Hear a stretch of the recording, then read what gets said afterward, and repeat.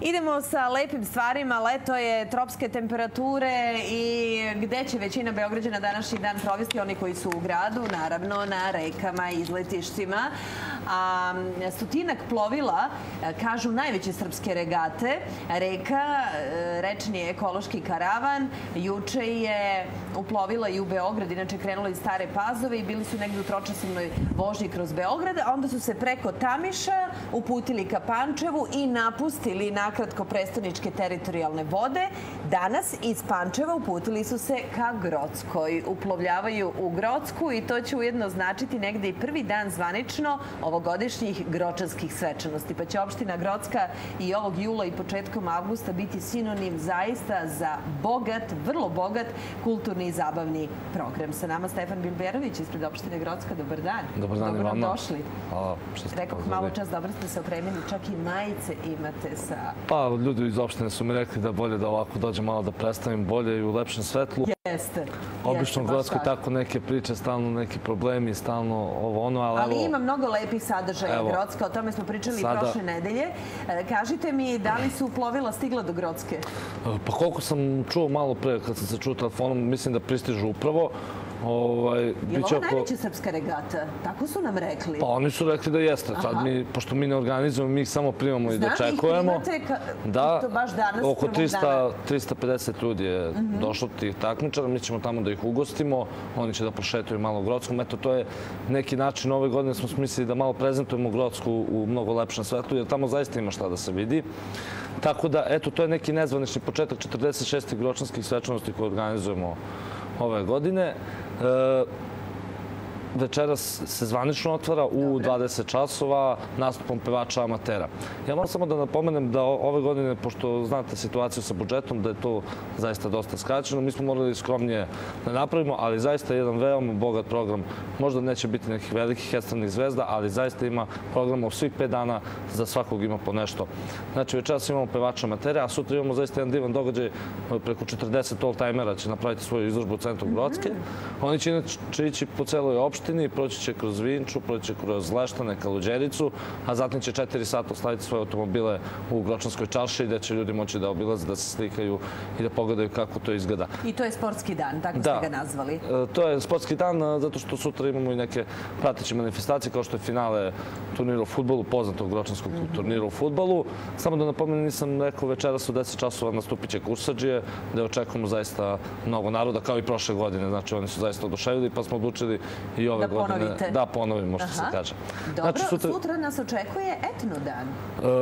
U sredu, 31. jula, imamo etno dan. Znači, etno dan počinje savjetovanjem poljoprivrednika rano ujutru od 10 sati, znači gde će biti određeni broj predavača, a posle zatim imamo od 18 časova etno bazar i sajam voća, pošto je Grocka već poznata po voću. Poznata, naravno. Naši poljoprivrednici će zaista imati jednu sjajnu izložbu, isto kao i prošle godine, a svo voće ćemo pokloniti Domu za nezbrinutu decu Drinka Pavlović, mislim da se tako zove.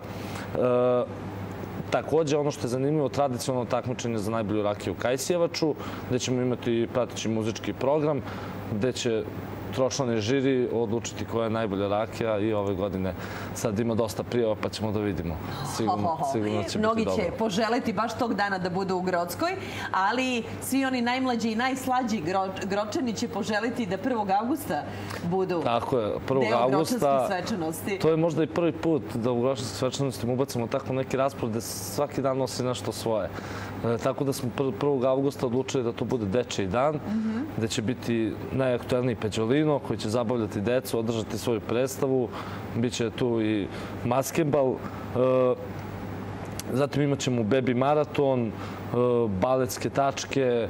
Zaista i uveče, jedino uveče što će biti, to je sabor harmonikaša Saša Todorović. Kutalija će održati svoju prezentaciju, kao i svake godine, to je brdo naroda i zaista ja mislim da će to biti fantastično, kao i uvek. Znači, i tu očekujemo zaista veliki broj mališana tog dana i mi smo spremni za to. Naravno da ste spremni i kažete mi kako će izgledati sama završnica ovogodišnje manifestacije. Pa sama završnica, to je praktično najvažniji dan u okviru Gročanskih svečanosti. Sama manifestacija je potekla od zlatnog kotlića, tačnije kuvanja riblje čorbe, tako da očekujemo preko 100 takmičara, a ove godine su se prijavili i lovci koji će kuvati gulaš, tako da će i oni početi sad svake godine da to rade. Tako da smo proširili malo manifestaciju.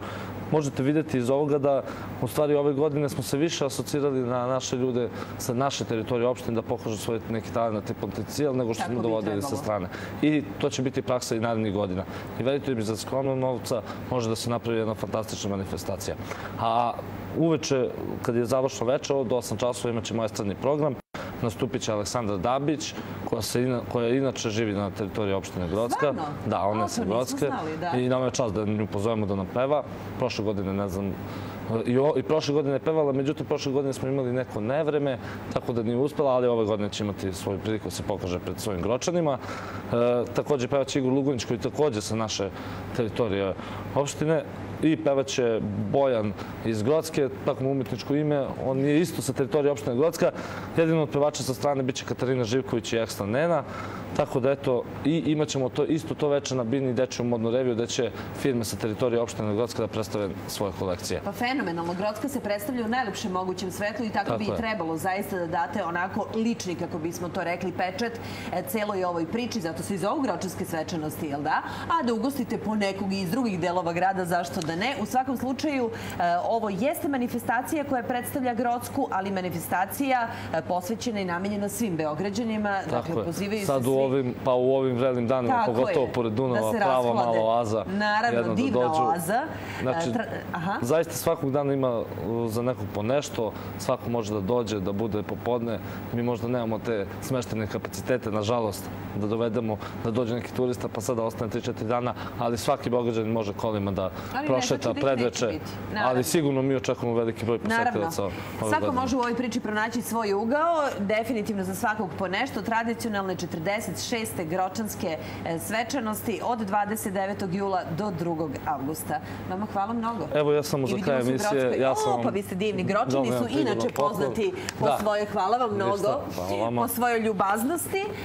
Vidimo se na Gročanskim svečanostima već od danas. Nadam se da u ovim trenucima uplovljava kompletna regata, reka, rečni ekološki karavan i u Grocku, inače i Studio B tamo, pa ćemo kompletan izveštaj imati već sutra u našem jutarnjem programu. Hvala vam, Stefane, mnogo na današnjem gostovanju. Hvala i vama i Studio B što nas ispratio. Naravno, kao i uvek Grocku tradicionalno. Stefan Bilberović ispred opštine Grocka bio je naš gost. Ja ću sada da vidim ovde ove poklone i darove iz Grocke, a vi pogledajte ko su nam današnji kandidati u letnjim šemama.